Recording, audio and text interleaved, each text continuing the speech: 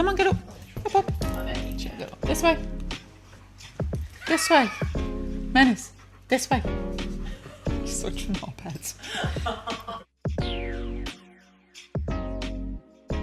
My name's Sharon and I'm originally from Liverpool, but I've lived in Southport for just over 20 years. So my business is Prestige Puppy Coach. So I do puppy training and dog training, and I've been doing that for about 4 years now. So today we've got Menace with us. Menace is 4 years old, 4.5, and she is a working line German Shepherd. And she came to me at the beginning of lockdown, when everybody was getting lockdown puppies. I got into dog training because I fell into dog training by accident. So I'd got a dog to go running with and found out that I couldn't go running with my dog until after he was 12 months old.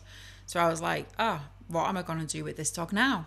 So we went along to dog training and we loved it and we adored it. And then he got another dog, and one was very, very reactive. And because of that, I felt isolated. I felt really alone and I didn't know where to turn.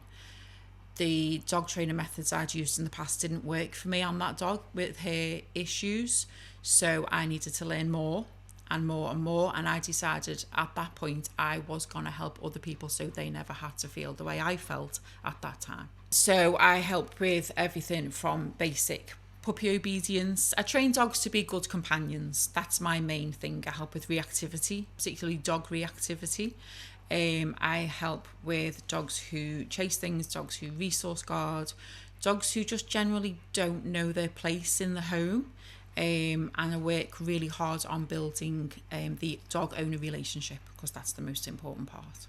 Okay, so how long does it take to train a dog is how long is a piece of string. So for me, there's no ends to dog training. There's always something new that you can do. Some people just want a quick fix problem solve, which is perfectly fine. I totally get that.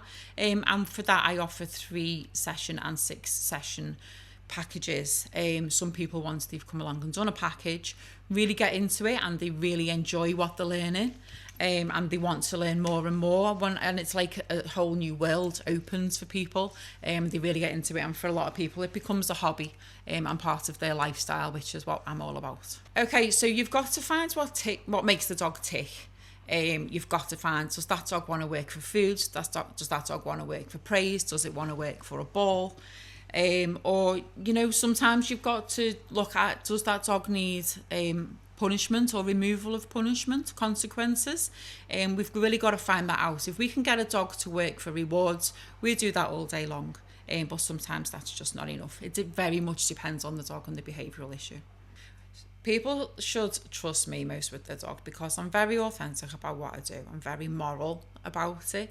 And I don't know if you can tell, I'm really passionate about it as well. I want everyone to succeed. When people come to me, I'm like, you're not going out of here not having any improvement in your situation.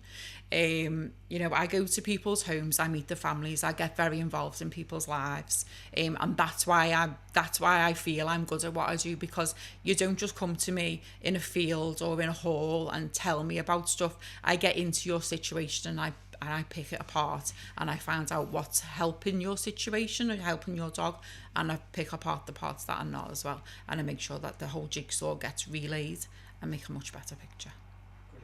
There you go. It's like I rehearsed that. I honestly didn't. I just made that up on the spot. Really good. There's different packages available. I don't do single sessions. The reason I don't do single sessions is because you're not going to learn everything that you need to learn in one session. And it's important to me that when I've taught you something, taught the human something or the dog something, I get to check on that progress. So ideally, the minimum package is 3 sessions. So that would involve a session of lots of learning, a session of making sure that the person has understood what's happening and is being carried on. And session 3 is definitely making sure that all those things are still working, and if we need to adjust anything, or if the owner's gone a bit lazy or a little bit slack or a bit emotional about the decisions, then I can pull them back into line. Okay, so this definitely needs to go in the video. So it's much easier to start training from a puppy. A lot of people don't get in touch until a puppy hits adolescence at around 10 months old, maybe a little bit older. That's when the behavioural issues start coming in, because while they're a puppy and they're really cute, everything's a lot more tolerated, whereas when they get a bit bigger and they get a little bit more about them and the dog thinks they're calling all the shots, then the humans go, uh-oh, this isn't cute anymore. Unless you ran into a burning building and saved that dog, you didn't rescue it. You didn't. You rehomed it. It was perfectly fine where it was. Yeah. Especially, I don't put this in, right, but this is a big thing for me. The Romanian rescues, they were fine where they were. Yeah. They were fine. You bring them over into this country and the dog can't cope. They just can't cope. Life is completely different. That's why they all go bonkers. Okay, but yeah, you can train a rescue dog, back to smiling. You can train a rescue dog very easily. However, it takes a lot of consistency.